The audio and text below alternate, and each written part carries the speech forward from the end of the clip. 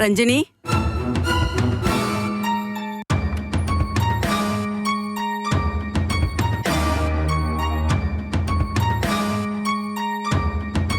ரஞ்சினி, உன்கிட்ட கொஞ்சம் பேசணும்.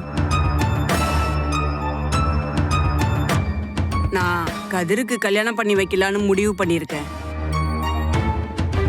எனக்கு தெரிஞ்ச இடத்துல ஒரு பொண்ணை பார்த்துட்டேன். பொண்ணு அவங்க அப்பா அம்மாவுக்கு ஒரே மக, நல்லா படிச்சிருக்கா. நம்ம கதிருக்கு பொருத்தமா இருப்பா. அந்த பொண்ணுக்கும் அவங்க அப்பா அம்மாவுக்குமே கதிரை ரொம்ப பிடிச்சிருக்கு.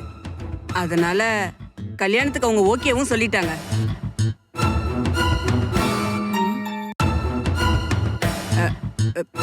ஆனா நம்ம கதிர் தான் இந்த கல்யாணத்துக்கு ஒத்துக்கவே மாட்டேங்கிறான். அதுக்கு என்ன காரணம்னு உனக்கே தெரியும். ஏன்னா அவன் மனசுல நீதான் இருக்க. அவன் கல்யாணம் பண்ணா உன்னதான் கல்யாணம் பண்ணுவேன்னு பிடிவாதமா வேற இருக்கான். இந்த காலத்துல ஏற்கனவே கல்யாணமான பொண்ண கல்யாணம் பண்ணிக்கிறதுலாம் ரொம்ப சாதாரணமா இருக்கலாம். ஆனா எங்க குடும்பத்துக்கு அதெல்லாம் ஒத்து வராது. என்னால அவன்கிட்ட பேச முடியல. நான் சொல்றத அவன் காது கொடுத்து கேட்கறதாவும் இல்லை. அதனாலதான் உன்னை பார்த்து பேசிட்டு போலான்னு வந்தேன். நீயே அவனுக்கு எடுத்து சொல்லி புரிய வை.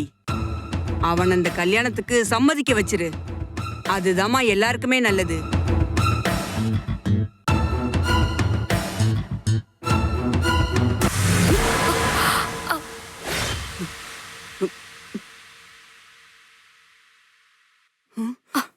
அம்மா, நீங்க எப்போ வந்தீங்க?